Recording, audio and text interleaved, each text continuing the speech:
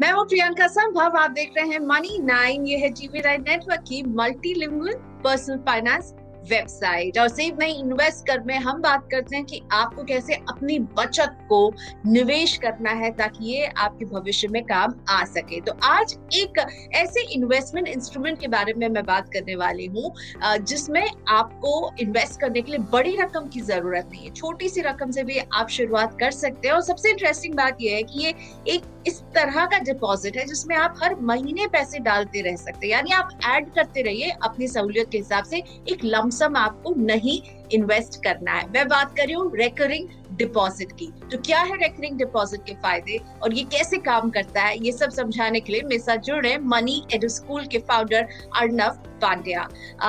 Hello Arnav sir, कैसे हैं आप? थैंक यू मनी 9 के साथ आप जुड़े। आई होप आपके शहर में कोविड को लेके हालात ठीक होंगे, आप सुरक्षित हैं। जी, हमारे वहाँ भी वैसे कोविड की हालत जैसे पूरे देश में वैसे ही है, लेकिन धीरे धीरे थोड़े एफर्ट्स के बाद सुधरेगी स्थिति, यही हम अपेक्षा रखते हैं। अर्नव जी जुड़ रहे हैं हमारे साथ गुजरात से और बता रहे हैं वहां पर भी हालत वैसे ही है। उम्मीद करते हैं आप सभी सुरक्षित रहें। लेकिन हम बात करते हैं रेकरिंग डिपॉजिट की।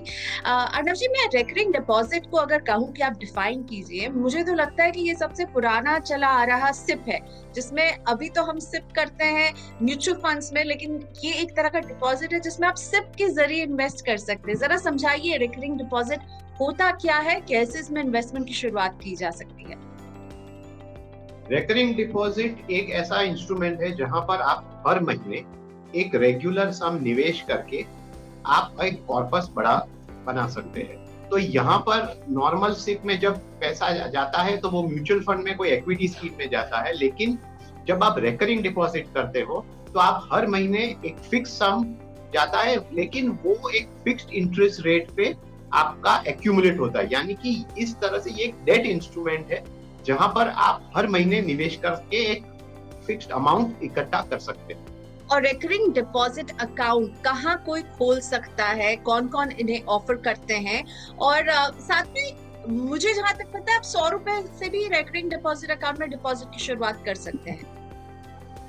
रेकरिंग डिपॉजिट आप दो मेन एरियाज में खोल सकते हैं। एक तो बैंक्स के साथ खोल सकते हैं जहां पर वो आपको बड़ा ऑप्शन देते हैं, यानी कि 6 महीने से लेके आप 10 साल तक का रेकरिंग डिपॉजिट खोल सकते हैं। और बैंक्स में ये फ्लेक्सिबिलिटी अच्छी होती है कि आप बहुत छोटे रकम से लेके एक बड़ी रकम तक भी हर महीने निवेश कर सकते हैं। दूसरा ऑप्शन ये है कि आप एक पोस्ट ऑफिस में जाके रिकरिंग डिपॉजिट खुलवाइए, लेकिन वहां पर option in terms of time period सिर्फ 5 साल का है।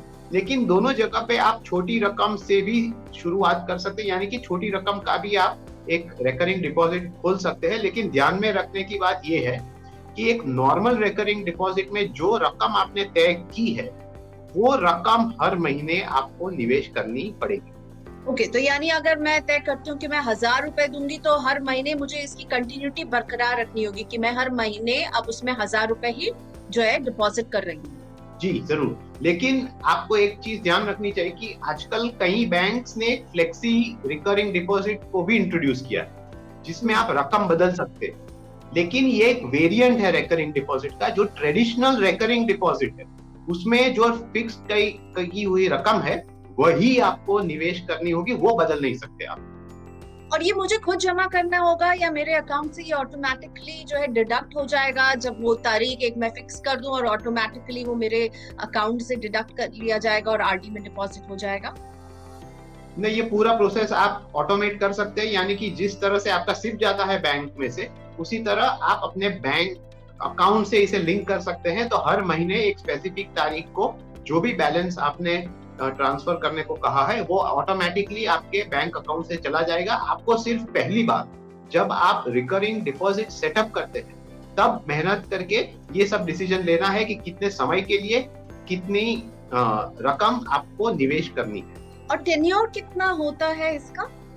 टेन्योर आप चूज कर सकते हैं। जब भी आपको पैसा वापस चाहिए उस प्रकार का टेन्योर चूज कर सकते हैं। यानी कि मान लीजिए कि आपका एक थोड़ा शॉर्ट टर्म गोल है, आपको साल के बाद थोड़ी रकम चाहिए, तो आप 1 साल का रिकरिंग डिपॉजिट कर सकते हैं। लेकिन कई बार क्या होता है कि आपको शायद मान लीजिए कि थोड़े इंटरेस्ट रेट्स हाई है इकोनॉमी में, आज की तारीख में नहीं है लेकिन 1-2 साल पहले था, तो तब आप फॉर एग्जांपल एक लॉन्ग टर्म के लिए यानी कि 5 साल या 10 साल के लिए भी अपना रेट लॉक इन कर सकते थे।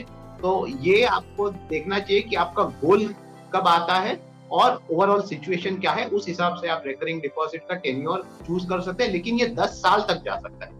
तो 6 महीने से लेके 10 साल का आरडी अकाउंट आप खोल सकते हैं, और आपने अभी बात की आप इंटरेस्ट को लॉक इन कर सकते हैं, यानी कि मैं जिस इंटरेस्ट पर अपने आरडी को शुरू करूंगी, क्या वही इंटरेस्ट मुझे पूरा जो टेन्योर होगा उसमें मिलेगा, और किस तरह के इंटरेस्ट, ये कंपाउंडिंग इंटरेस्ट मिलता है, जरा इंटरेस्ट के बारे में समझाइए। जी, जिस समय आपने आरडी की है, यानी कि जिस समय आपने आरडी खोली है, उस समय का जो इंटरेस्ट रेट है वो आपके पूरे टेन्योर पे लागू होगा। यानी कि आपने मान लीजिए आज आरडी खोल दी है 5.5% पे, और फिर कल रेट्स कम होते हैं या उसके बाद बढ़ते हैं, तो वो चेंज रेट्स का इम्पैक्ट आप पे नहीं होगा। आपने क्योंकि ये फिक्स कर लिया है कि मैं मान लीजिए 3 साल के लिए आरडी कर रहा हूँ, तो उसका एप्लीकेबल रेट आपको पूरे टेन्योर पे लागू होगा। दूसरी बात ये है कि इंटरेस्ट रेट जो है, जो बैंक्स फिक्स करते हैं, और वो उसी प्रकार के जो फिक्स डिपॉजिट होते हैं उसके आसपास ही रहते हैं, कई बार सेम भी रहता है।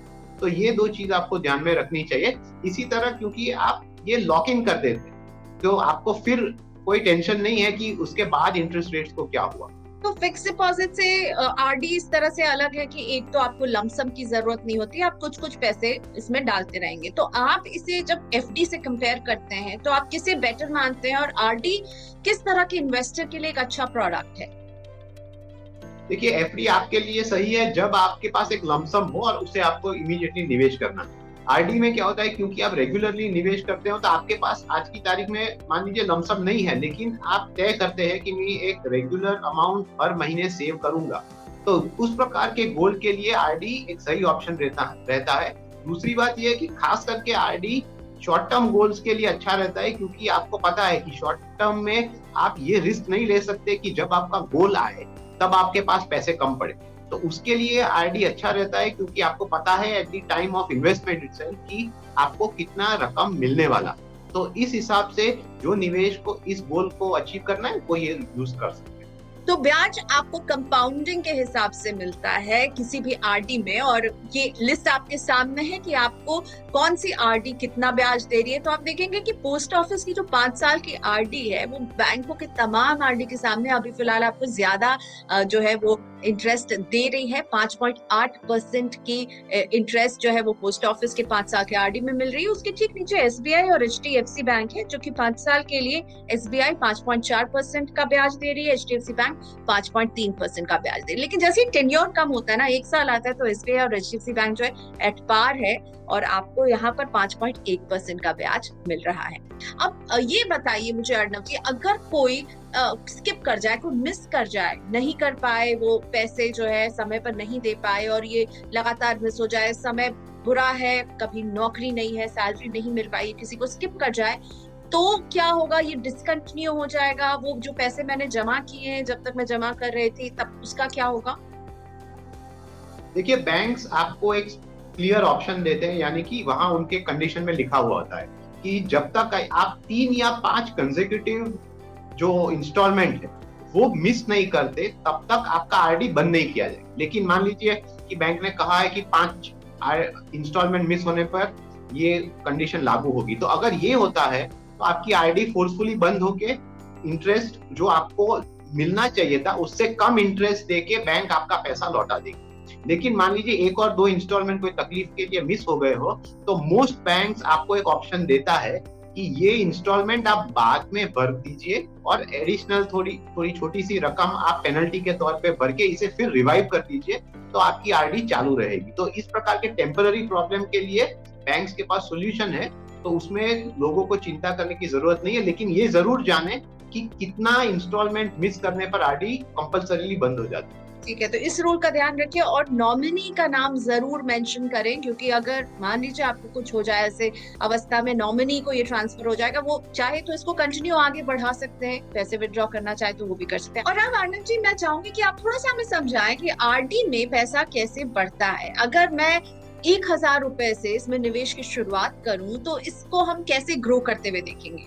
अगर आप मान लीजिए 1000 रुपये से स्टार्ट करते हैं, तो आप अलग अलग प्रकार के टाइम पीरियड के लिए निवेश कर सकते हैं। अब 1000 रुपये मान लीजिए आपने 1 साल के लिए, यानी कि 12 इंस्टॉलमेंट आपने जोड़ दिए हैं, तो वो अगर 4.9% के रेट पे आपने लगाए हो, तो आपकी रकम जो है वो 12,321 हो जाए।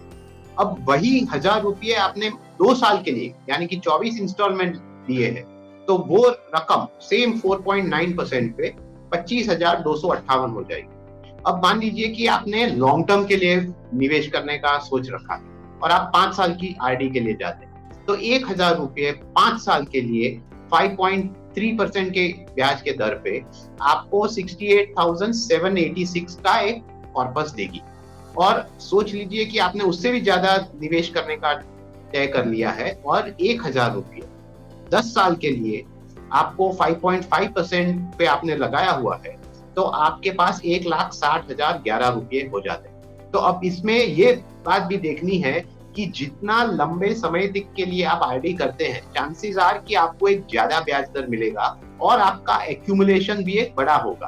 तो ये बात ध्यान में रखनी चाहिए और उसी प्रकार आप आरडी का जो टाइम पीरियड है वो सिलेक्ट कर सकते हैं। तो अगर मैं अर्नब जी आपसे पूछूं कि इसकी सबसे अच्छी बात आपको क्या लगती है आरडी में, क्योंकि अगर हम इसे दूसरे इन्वेस्टमेंट इंस्ट्रूमेंट इक्विटी से कंपेयर करें तो रिटर्न उसके मुकाबले कम है, लेकिन फिर भी आप इसे किसके लिए सही मानते हैं? देखिए, आरडी का जो निवेश है वो आप इक्विटी से कंपेयर मत कीजिए, क्योंकि ये एक डेट एसेट क्लास का इन्वेस्टमेंट है। लेकिन ये आरडी की बेनिफिट ये है, आपको एक रेगुलर इन्वेस्टमेंट ऑप्शन मिलता है। दूसरी बात, आप एक बड़ी रकम एक्यूमुलेट कर सकते हैं। और तीसरी बात, खास करके जो भी कंजर्वेटिव इन्वेस्टर है, जो भी जिनको भी अपना गोल अचीव करना है, उसके लिए ये है कि आपको पहले दिन से पता है कि मैं इतनी रकम एक्यूमुलेट करूंगा, उसमें कोई डिफरेंस या डाउट नहीं आता। तो ये अनसर्टेनिटी चली जाती है, तो उस प्रकार के निवेशक के लिए बहुत अच्छा है। Thank you so much Arnab ji, आपने वक्त निकाला हमें रेकरिंग डिपॉजिट समझाने के लिए। मुझे जो बात अच्छी लगती है आरडी की वो ये कि आप बहुत ही छोटे से रकम से भी शुरुआत कर सकते हैं। तो अगर आप सोचते हैं कि आप ज्यादा पैसा नहीं बचा पा रहे हैं और मैं कहाँ निवेश करूं, तो आरडी आपके लिए वो जवाब हो सकता है। Thanks for watching us.